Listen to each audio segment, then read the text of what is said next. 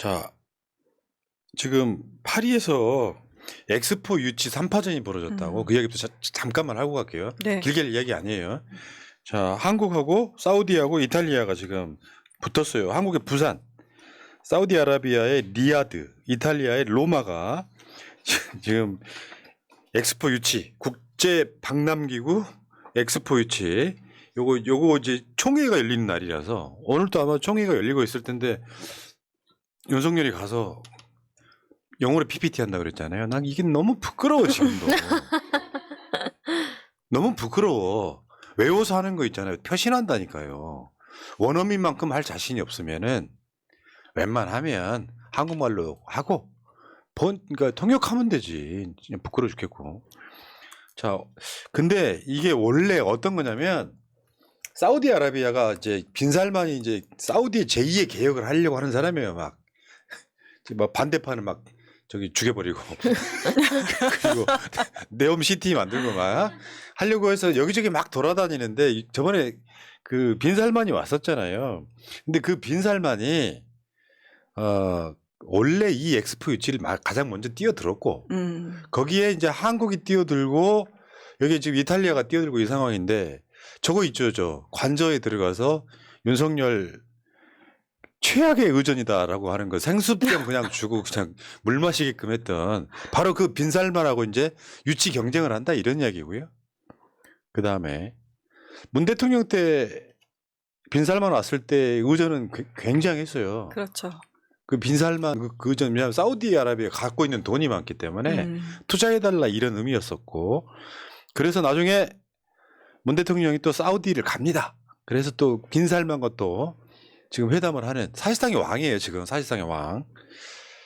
근데 이번에 사우디가 블링컨이 사우디 거쳐고 중국하고 이 상황이었는데 블링컨이 사우디를 떠나자마자 중국하고 13조 원 투자 이거를 합의를 합니다. 분위기는 그렇다는 거고요. 흐름을 한번 보시라는 거고 그래서 최근에 사우디는 중동의 대표적인 친미 국가였지만 최근에는 약간 비미, 뭐 친중 이런 분위기로 가고 있지 않습니까? 그래서 중국하고 사우디아라비아가 지금 계속해서 밀착되고 있어요. 그 분위기도 아셔야 되고. 결국 미국이 사우디를 배척했던 것은 까슈끄지 언론이 그 피살 사건. 근데 미국이 사우디에 손을 내밀었습니다. 왜? 사우디가 중국으로 넘어갈까 봐. 근데 블링컨이 떠나자마자 중국에다가 13조 원 투자를 합의했다. 많은 돈은 아니에요, 사실상. 13조 원이면은 뭐 제가 갖고 있는 재산이 한 뭐 반도 안 되니까요. 자, 여기까지가 이제 분위기고. 네. 저는 이런 생각은 들어요. 부산 엑스포 유치하는 거 좋죠. 근데 그럼요. 이런 측면이 있어요. 내치를 잘하고 경제를 잘하고 하는 가운데 엑스포도 유치해 보자랑 실정 대표적으로 경제가 망하고 있는데 이자한테는 아이디어가 없는 거죠. 저 엑스포 부산 엑스포 유치는 문재인 정부 때부터 노력을 해왔던 거잖아요. 그러니까 실정을 덮어보려고 이런 걸 하는 거예요. 윤석열 간다니까 다시 빈살만 온다 그러지 이태리 총리 온다 그러지 이런 분위기거든요. 본인이 못했던 실정을 덮어보려고 부산 엑스포에 지가 할 수 있는 게 이것밖에 없는 거예요. 영어로 PPT 하는 거. 하지만 그 영어 PPT에는 이번에 또 프리덤이 몇 번이 들어갈지 되게 궁금하고요. 그리고 윤석열은 엑스포 유치를 하지 못할 것 같습니다. 능력이 돼야 뭘 유치를 하죠. 누굴 설득할 수 있겠습니까? 쇼생크 탈출이야? 프리다! 아니, 언론에서도 좀 제대로 보도를 해주면 참 좋을 건데 이번 순방에 백미라고 해서 뭐가 백미인가 봤더니 말씀해 주셨던 비밀 무기 영어 PT 이거라고 언론 보도가 이렇게 그래요. 윤 대통령은 4차 PT 영어 연설이라는 비밀 무기도 PT를 잇두라둔 이런 식으로 블라블라 되어 있는데 이게 비밀 무기입니까?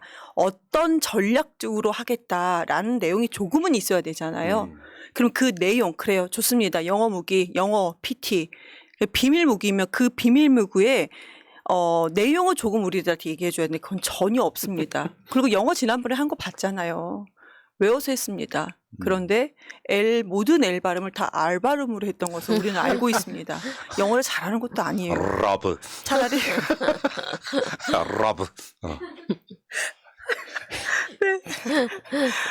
참, 아이고. 그랬습니다. 어쨌건 그래서 저기만 올인하면 안 된다는 거죠. 전반적으로 외교를 잘못해가지고 경제가 망가지고 있는 측면이 있는데 외교만 못하는 것도 아니고 지금 내수 대책도 없는 상태잖아요. 그러니까 M1 라면값이나 내리라고 협박하고 있고 이런 분위기고 그래서 88 올림픽 때 지금 전두환 생각난다는 이야기가 되게 많고요. 뭐야, 저 다음에 이번에 저 월요일 날 있었던 천주교 정의구현 사재단 여기 이분들이 이번에는 확실히 그런 것 같아요. 말이 점점 세죠. 왜냐하면 이 새날 방송하는 저랑 비슷해지는 거예요. 말이 점점 세지는데 역대 대통령 중에 이런 청개구리는 없었다. 이런 표현 말고도 엄청 많이 나왔었거든요. 실제로 이랬습니다. 그러니까 무능한 거를 저런 식으로 덮으려고 하는 여러 가지 과정들이 있는데요. 옛날 같으면 덮이죠. 전두환 때 같아도 덮여요. 그러니까 광주에서 북한군이 쳐들어왔다라고 덮어버리면 수십 년 동안 광주 사람들은 폭도가 되는 거거든요. 근데 지금은 못 덮인단 말이에요. 근데 머리란 표현보다는 조금 더 적당한 표현, 대가리 속에 그런 것밖에 없기 때문에 천주교 정의구현 사재단 신부님들이 진짜 빡친 표현들 되게 많이 하셨는데 제가 공감했던 게 자기애적 성격 장애 정신질환이다. 진짜로 이런 표현을 했어요. 제가 쓴 말이 아닙니다. 자기애적 성격 장애 정신질환이다. 흔히 말하면 나르시시즘. 나르시시즘의 전형적인 특징. 윤석열은 보수도 진보도 아니다.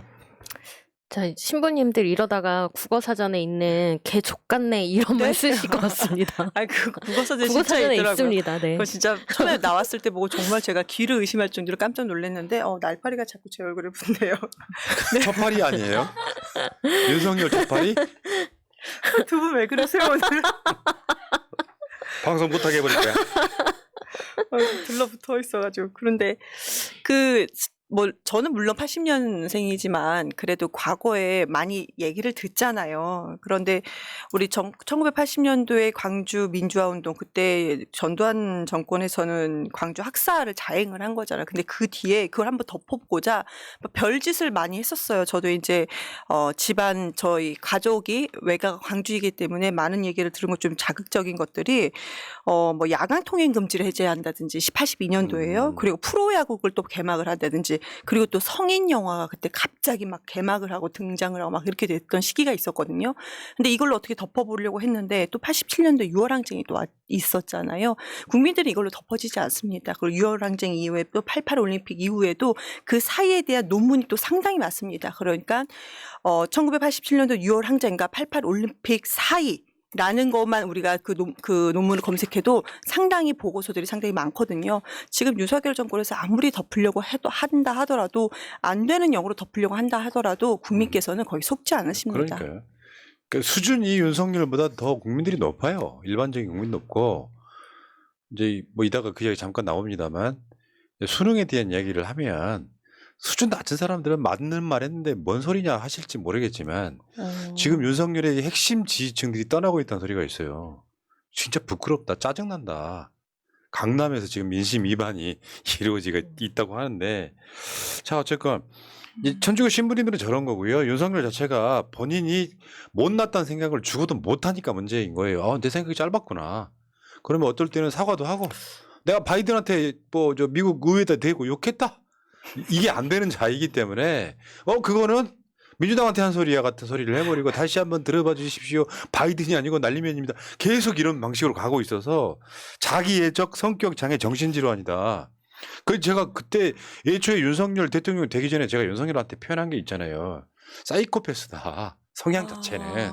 사이코패스, 소시오패스 구분이 좀 어렵긴 한데 간단히 말하면 타인에 대한 공감력이 제로예요. 이거를 지금 신부님들이 저렇게 이야기하신 거고 천주교 정의구현 사재단만 그런 게 아니라 지금 불교 같은 경우는 2차 법회를 열어요. 저번에 1차 법회 때 명진 스님 나오셔가지고 윤석열 내 이놈 하신 거 봤죠. 죽비를 내려쳤던 그건데 지금 여기 이번에는 대구로 갑니다. 6월 24일 토요일 오후 6시 대구 동성로 한일극장 앞에서 윤석열 퇴진 시국 법회 2차 야단 법석이 있고요. 자 이게 이제 술통령 이야기였고 술이나 드시고 뭐 이탈리아나 뭐 저기 뭐야 저 프랑스 가가지고 또 프랑스에서는 또 꼬냑 또 뭐 이제 와인 또 한잔 하고 또 들어오면서 얼큰해가지고 또 베트남으로 가면 또 거기서 술 한잔 먹고 그러겠죠. 자, 근데 국회에서는 지금 연이틀 정말 대조되는 사건이 일어났잖아요. 이재명 그렇죠. 대표는 진짜 호평 받았어요. 그러면서 이제 어제는 저 뭐야 불체포 특권, 불체포 권한에 대한 이야기만 주로 화제가 됐지만 실제로 국정 전반을 다 다뤘단 말이에요. 이재명 대표가. 그래서 역시 심리적 대통령이라는 호평을 들었어요. 진짜 솔직히 말씀드리면 이재명 대표를 지지하는 사람이어서가 아니라 전향반이 대통령이 됐으면 얼마나 좋았을까. 지금 대한민국 이 정도는 아닐 거잖아요. 뭐 경제도 좋고 세계 흐름도 있다 그러지만 지금 윤석열 하는 거에 한 10배는 더 대한민국이 좋아졌을 것 같습니다. 이게 제가 비공개 회의를 들어가잖아요. 최고위원 그 공개 최고위 하기 전에 30분 정도 비공개 회의 하는데요. 이재명 대표는 정말로 질문이 많습니다. 보통은 보고 대표는 그 이제 뭐 무슨 위원회 무언자 본부장이 이렇게 보고한 것을 보고를 하면 받고 그냥 그 정도로 하는데 대표는요 아주 세세하게 이거를 다 통틀어 본 상황에서 세세하게 질문을 들어갑니다. 그래서 그때 항상 느꼈던 것은 저분에 대해서 어떤 그 호불호가 있는 걸 떠나서 일로는 저분을 따라갈 사람이 없겠구나라는 생각이 들 정도입니다. 무서운 사람이에요. 정말로 일주노게 아니고요. 어떻게 저렇게 하루 종일 일만 바라보고 있는 건가? 이걸 다 파악하고 있지? 그것도 세세하게 파악을 하고 있고요. 우리는 보고도 저도 같이 듣잖아요. 그럼 저는 그렇습니다. 아침 일찍 하는 거니까 그렇구나 이런 거구나 이렇게 하는데 그 반대로 거기에서 약간 빈틈이 있잖아요. 그런 부분을 다 질문을 합니다. 그래서 참 대단하다라는 생각이 매일 일주일에 3번씩 매일 듭니다. 이재명 대표는 지금도 진화하고 있다는 이야기 많이 들어요. 그건 진짜 것 같아요. 성남시장과 경기도지사일 때도 공무원들 부리는 법을 한번 저번에 방송 나와서 한 적이 있거든요. 네, 어떻게 그렇죠. 부린다. 실제로 공무원들이 지금 다 복지부동하고 있다잖아요. 뭐 조금만 튀면은 이제 바로 직격적으로 날라오니까 지가 잘못해놓고 자르는 사람은 M1 공무원들을 그렇죠. 자르고 이런 상황인데 어쨌건 이재명 대표가 어저께 양해동 열사, 이태원 이 이야기도 했고요. 그다음에 오염수 이야기 40회 언급을 했다 그러고요. 그렇죠. 그다음에 어제 나온 것 중에 이제 오포 정권이라고 그래서 5가지를 포기했다. 출범 1년 만에 후진국 됐다 이런 이야기도 있고요. 그다음에 어쨌든 간에 이러면서 국정 전반에 대해서 대통령의 시정연설 같은 그런 느낌이었는데 오늘 확실히 비교가 됩니다. 김기현 소리를 그렇게 고래고래 지르는 연설 보신 적 있으세요? 여당 대표가? 제가 오늘 점심 때 기자들이랑 점심을 했는데 그러니까 화면을 켜놓고 이제 그걸 워딩을 이렇게 치잖아요. 현장에 직접 안 가고 이렇게 치는 경우가 많거든요. 근데 누가 이렇게 자꾸 소리를 질러가지고 귀가 너무 아파. 누구야? 그랬더니 김기현이 거기서 플러스 인상을 그렇게 여기다 미간에 주름을 이렇게 긋고 소리만 질러서 무슨 내용이 정말 알아들을 수 없었다라는 얘기가 있었습니다. 아니 그러니까 저 대통령이 좀 모자라고 국무총리 또한 모자라고 여당 대표도 모자라요.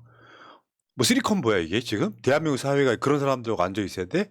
뭐냐면 국회 본회의를 정치 투쟁의 장으로만 쓰는 게 문제죠. 윤석열 시정연설이라는 게 있잖아요. 왜? 예산 국회가 잘 봐주십시오 하는데 예산 갖고 온 안을 보면 국민 못 살게 하는 예산 대폭 삭감들이 많았고 그러면 여당 대표라도 저 뭐 좀 도와주십시오 뭐 이런 느낌이 되는 게 아니라 갑자기 막 이재명 대표가 한 거 다 틀렸다는 거야. 그 어제 이재명 대표가 연설할 때는 자고 있었으면서 고개 적히고 이렇게 완전히 제껴 있었죠. 네. 그래놓고 이재명 대표가 뒤에서 보고 있으니까 너무 웃겼던 모양이에요. 자, 이따가 그거는 사진으로 보여드릴게요. 김기현 말씀 주셨기 때문에 오늘 제가 보고 진짜 이거는 뭐 주제가 아니지만 짧게 말씀드리면 김기현 중에서 정말 이 사람이 정책이고 뭐고 하나도 모르는구나라고 생각했던 것이 탄력 근로제를 얘기를 했거든요. 그러면서 앞에 서두에 나왔던 것이 아이 낳는 그런 아이 낳고 대한민국 아이 낳을 수 있는 낳고 싶은 대한민국을 만들고 싶다 그렇게 얘기를 했어요. 자 보세요. 탄력 근로제는 아이를 키우는 부모 입장에서 시간이 언제 내가 회사에서 언제 불려갈지 모르는 상황입니다. 내가 그 시간 내가 조율할 수 있는 것이 아니에요. 그럼 절대 아이 낳을 수 있는 세상이 될 수가 없습니다. 그 어린아이들은요. 부모가 시간이 출퇴근이 정확해야 돼요. 그래서 일해 주신 분도 있는 건데 오늘 이 주제가 기자들 젊은 기자 기자들한테는 이 주제가 정말로 음. 네, 이슈였습니다. 야, 이렇게 근무 시간이 이런데 무슨 아이를 낳으라고 이런 얘기가 대부분 예. 이슈였습니다. 그러니까 그렇다니까 모른다니까. 오죽했으면 정청래 최고가 맨 뒤에 있다가 땅 파세요. 땅 파세요. 아유 진짜. 자 그만합시다. 네. 자 부끄러웠습니다. 자 먼지님, 진춘식님, 국가 반란 기사님 감사합니다. 땡큐.